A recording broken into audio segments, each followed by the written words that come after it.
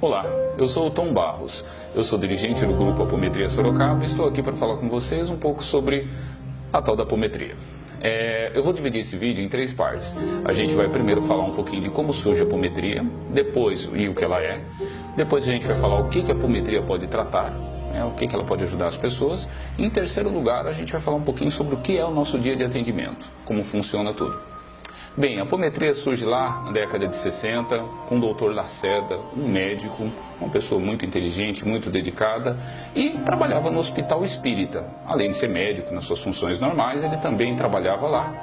E no Hospital Espírita ele fazia desobsessão, muito conhecida dos centros espíritas, e a questão é que ele percebia que sempre parecia algo a mais, puxá-lo numa direção de encontrar solução, porque nem tudo... solução para os problemas das pessoas apareciam, porque nem tudo as sessões de desobsessão do Centro Espírita e do Hospital Espírita que ele trabalhava conseguiam resolver. E ele sempre muito interessado, um dia ele entra em contato com um bioquímico chamado Dr. Luiz Rodrigues, num congresso lá em Buenos Aires, um congresso espírita. E ele apresentou, esse Dr. Luiz Rodrigues, uma técnica chamada hipnometria, onde ele conseguia tratar alguns casos de desobsessão e alguns problemas físicos de uma forma mais eficiente. Isso chamou muita atenção do Dr. Lacerda e falou, não, peraí, deixa eu ver o que tem aí nessa história. Convidou ele lá para Porto Alegre e foi lá o Dr. Luiz Rodrigues, apresentou, e o grupo de médiuns do qual o Dr. Lacerda fazia parte se interessou muito e eles começaram um processo de investigação sobre o que é essa hipnometria e começaram a investigar muitos anos de pesquisa até o Dr. Lacerda conseguir formar aquilo que a gente ficou conhecendo como as 13 leis da apometria, que estão na obra que o Lacerda escreveu. E isso daí lançou as bases para o desenvolvimento da apometria, que começou lá no sul do Brasil e começou a se espalhar. Essa apometria que o Lacerda traz é o que a gente chama de apometria fundamental.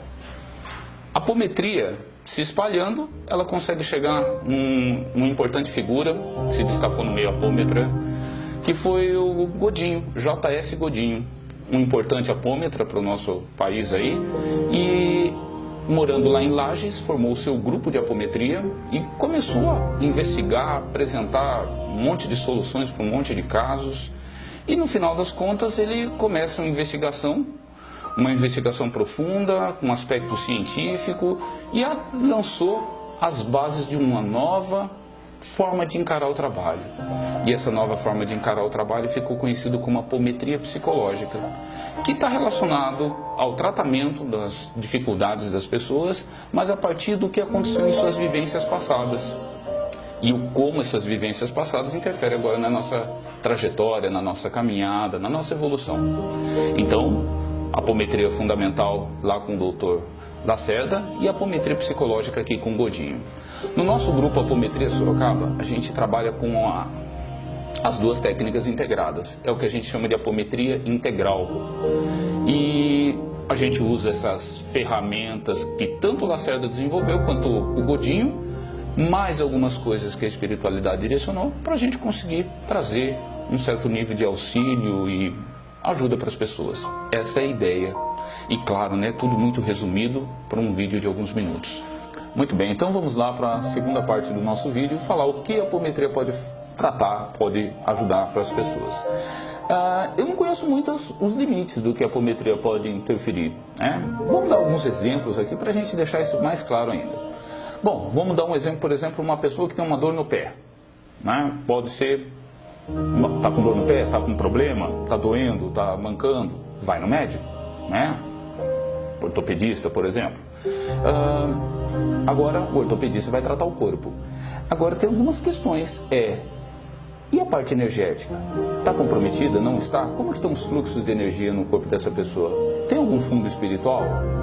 Infelizmente, a medicina não vai olhar por esse ângulo. E, mais ainda, pode ter alguma ressonância de vida passada? A apometria pode lançar os olhares nessa direção. Então, ela não vai curar o corpo físico, mas ela vai tentar identificar as origens por que aquilo está ali. Está faltando fluxos de energia? Onde que estão problemas energéticos? Tem ressonância com vida passada? Vou citar um exemplo muito simples que a gente já tratou. De pessoas que em vidas passadas foram escravos. E por alguma razão, nessa vida aqui, algum sofrimento dela, ela começou a ressoar um problema que ela tenha passado, sei lá, um exemplo, se sentindo presa num relacionamento. A energia da prisão, esse sentimento de se sentir preso, desdobra e começa a trazer por ressonância as coisas que aconteceram numa vida passada, só que com todos os problemas. E a gente já teve, por exemplo, os médiums sentindo correntes nos pés.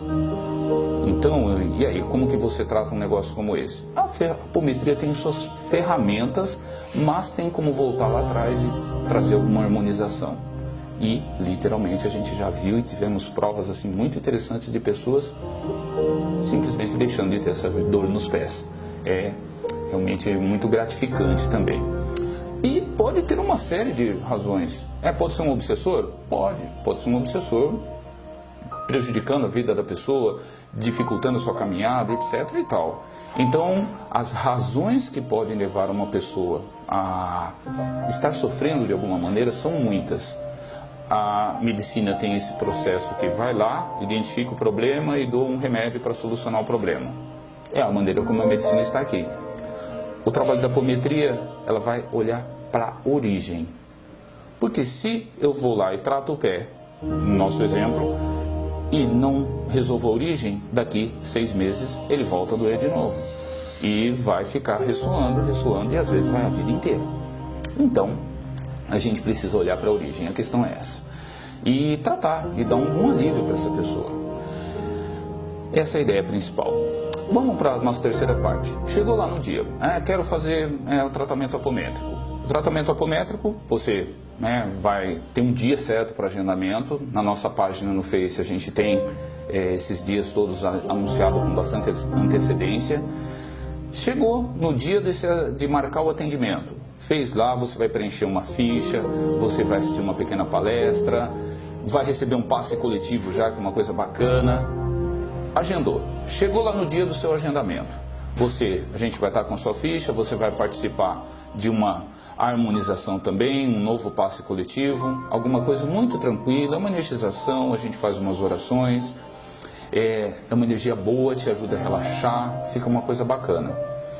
Nenhum tipo de ritual diferente. Fazemos oração, parece até um pouco mais com os centros espíritas mesmo. Muitas orações e muitos desejos de fazer o bem. Terminou esse passe coletivo, a gente vai para a parte individual. Você vai para uma sala e a gente trabalha ali com 5 ou 6 médios em cada sala de trabalho. Quando tem 2 salas, se não uma só. O tratamento em si é individual, então você não vai ter mais ninguém a não ser os terapeutas. O atendimento apométrico pode ser feito sentado, pode ser feito em pé, pode ser feito até fora da sala. A gente pode fazer à distância.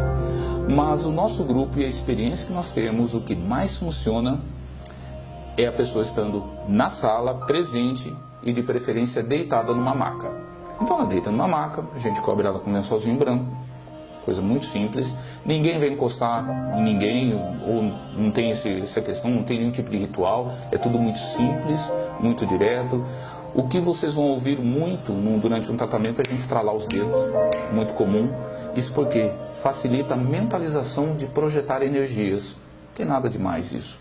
E a gente vai aplicando as ferramentas. E claro, tem toda a equipe espiritual, os mentores nos auxiliando e ajudando a pessoa. Os médiuns ficam em volta dessa máquina e a gente diz que a gente abre a frequência da pessoa. Quando a gente abre a frequência, a gente abre as possibilidades de trabalhar o campo da pessoa. Então, torna-se acessível para os médiuns, para que eles consigam identificar o que está trazendo o sofrimento para a vida da pessoa. O que está no campo áurico dela que traz essa dificuldade, esse desafio, essas dores, seja lá o que for que a pessoa tiver com dificuldade. E os médiuns, a partir da detecção, a gente aplica as ferramentas adequadas, As pessoas que participam do nosso grupo, elas passam por um curso de apometria, então a gente tem toda uma maneira de trabalhar, nós temos uma ética muito interessante sobre o trabalho, sobre as coisas que são conversadas e tratadas elas são sigilosas dentro do nosso trabalho, então a gente procura ser cauteloso. E nós temos um trabalho de caridade, esse trabalho não tem cobrança nenhuma, trabalhamos simplesmente para tentar ajudar as pessoas. Esse é o princípio do nosso trabalho. E, de alguma forma, as pessoas que estiverem interessadas, e tem limite? Eu tenho essa religião, tenho aquela, eu sou mais velhinho, pode passar? Qualquer pessoa pode passar por tratamento apométrico. Em geral, com crianças, surte muito pouco efeito, as ferramentas apométricas. Mas quando vai passando dos 14, 15 anos ali, os tratamentos já começam a surtir muito mais efeito. Limites de idade? Não. Precisa ser espírita? Não. Tratamos já evangélicos, tratamos espíritas, tratamos umbandistas. Não, a apometria não tem religião, ela é independente. Preciso crer em alguma coisa?